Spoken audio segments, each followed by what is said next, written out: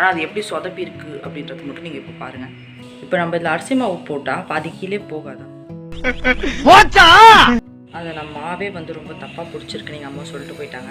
நல்லபடியாக போய் சேருடும், சாமி கும்பிடுங்க. ஐயோ என்ன நானே போட்டு கொடுத்துட்டேனே. பரவாயில்லைங்க, புட்டு மாதிரி இருக்குது. நான் பண்ண தப்பே நான் அதில். வணக்கம், welcome back to Karthi's kitchen corner. இன்றைக்கி வந்து நான் ஃபர்ஸ்ட் டைம் வந்து கொழாப்புட்டு ட்ரை பண்ணலாம் அப்படின்னு அந்த மிஷின் வந்து வாங்கிட்டு வந்தேன். ஆனால் அது எப்படி சொதப்பி இருக்குது அப்படின்றது மட்டும் நீங்கள் இப்போ பாருங்கள். வந்து நான் இதை நேற்று தான் வாங்கினேன். உள்ளே வந்து திங்ஸ் எல்லாம் கொடுத்துருந்தாங்க. இந்த ஹேண்டில் இருக்குது இல்லையா, இதில் இந்த பக்கம் நான் ஒரு ஆணியை போட்டால் எனக்கு இந்த பக்கம் அதோட லென்த் வரவே மாட்டிருக்கு. அப்புறம் நான் எப்படி பண்ணுறது? ஸோ நீங்கள் வந்து கடைக்கு போகிறீங்கன்னா தயவு செஞ்சு அங்கேயே ஓப்பன் பண்ணி பார்த்து எல்லாமே ஃபிக்ஸ் ஆகுதா அப்படின்னு பார்த்துட்டு வாங்குங்க.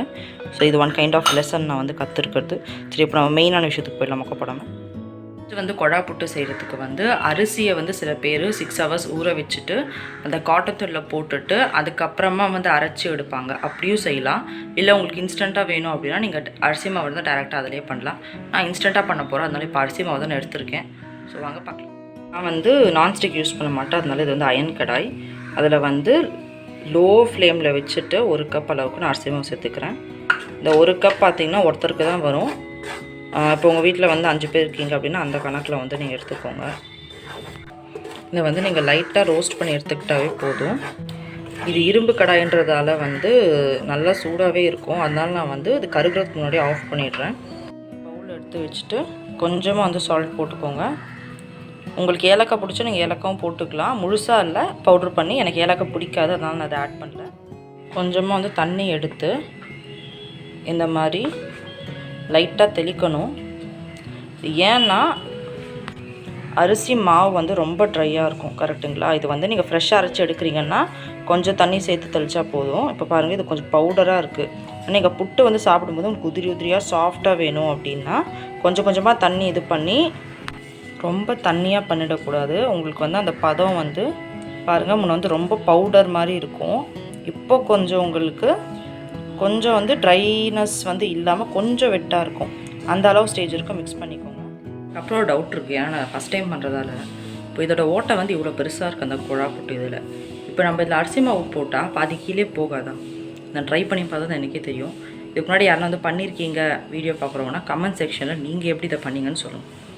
அப்புறமா வந்து தேங்காவை இந்த மாதிரி துருவி எடுத்துக்கோங்க. நாட்டு சக்கரை இருந்தால் நீங்கள் நாட்டு சக்கரையும் ஒரு லேயராக வந்து போட்டுக்கலாம். இல்லை வந்து பாருங்கள், இந்த மாதிரி பதத்தில் இருக்கும்போது இதை எடுத்து இந்த கொழாப்புட்டோட லேயரில் போட்டுடணும். அது ஒரு லேயர் போட்டதுக்கப்புறமா துருவி வச்சுருக்கிற தேங்காய் வந்து இன்னொரு லேயர். என்கிட்ட வந்து இப்போ நாட்டு சக்கரை வந்து இல்லை, உங்கள்கிட்ட வெல்லம் இருந்தால் நீங்கள் அதுவும் சேர்த்துக்கலாம். நான் வந்து சும்மா ஒரு டெஸ்டிங்காக ஒரு ஸ்பூன் சக்கரை போடுறது எப்படி வரும்னு தெரியல, பார்க்கலாம்.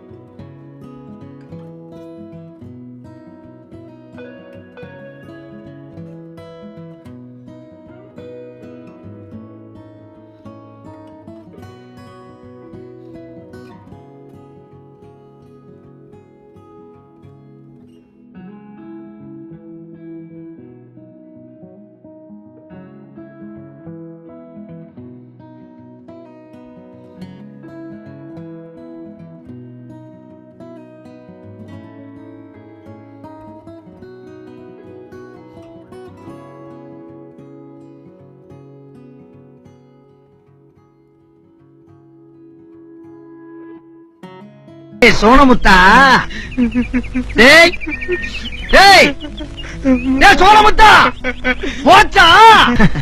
அதான் மூத்தவங்க சொன்னா கேட்கணும்.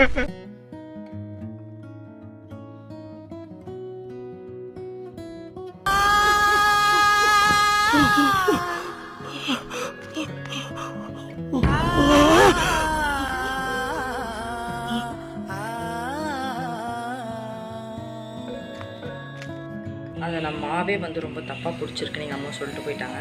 அதனால நான் இப்போ இன்னொரு முறை எங்கள் அம்மா ஹெல்ப் பண்ணிட்டு போயிருக்காங்க. இது எப்படி வருதுன்னு பார்க்கலாம். Second try. இது வந்து இப்படி பிடிச்சா இப்படி வரணுமா, இப்படி உடச்சா ஈஸியாக உடையணுமா, அதுதான் பக்குவோன்ட்டாங்க. கொடுங்க, ட்ரை பண்ணுவோம். நல்லபடியா போய் சேருடும். சாமி கும்பிடுங்க.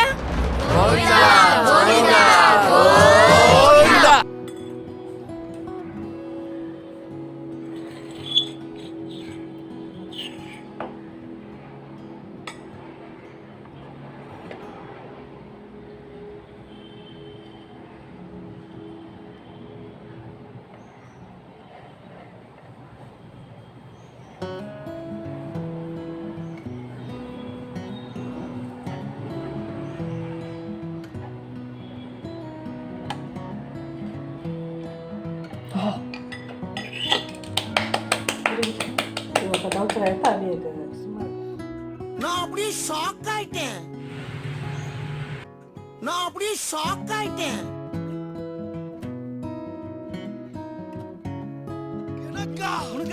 ஐயோ ஐயோ, நான் என்ன செய்வேன், யார்கிட்ட போய் சொல்லுவேன்? ராமா ஐயா, அப்படி ஈஸ்வரா.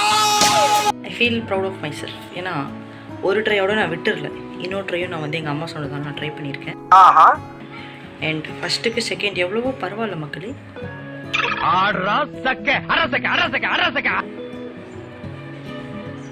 நீங்களும் வந்து ட்ரை பண்ணுங்க. இப்போ டேஸ்ட் பண்ணி பார்க்கலாம் அப்படின்னு ஒரு மனதைரியத்தோடு வந்து